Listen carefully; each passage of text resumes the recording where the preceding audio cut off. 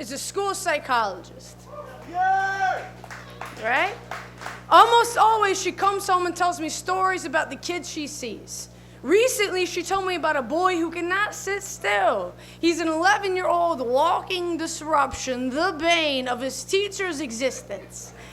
When my wife asked him what he does exactly when he wanders out of the classroom and into the great outdoors, he pauses and with equal part smirk and sincerity says, "Incredible things, miss."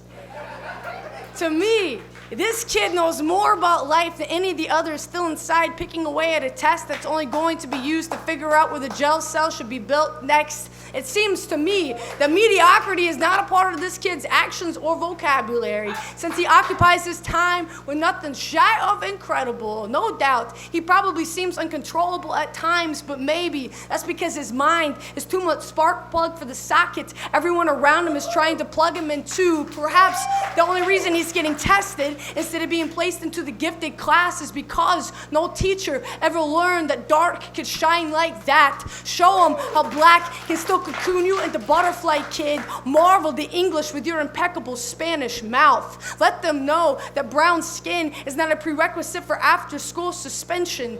When you tell the principal that the reason you don't always come to class is because you're too busy doing something better, I hope the principal takes that as inspiration as to how to make the school district into some place that feels more like a home and less like a prison.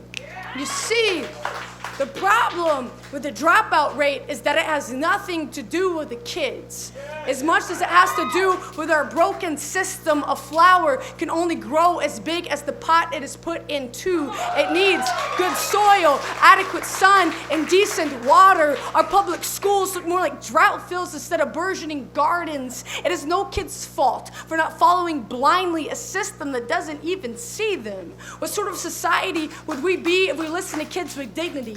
If we opted for methods of restorative justice instead of acts of violence for a country that talks so much about how superior our morality is, it is time for us to take our egos out of our asses and look at how egregiously godless our actions have become. The school to prison pipeline is not a white liberal myth, but a sad minority truth that too often has gone unnoticed or condescendingly brushed aside. That's why when the school bell brings tomorrow, I want it to bellow, I want it to shout, I want it to shatter every window, breaking everything that attempts to keep equality and education out so that true learning and opportunity can finally come in.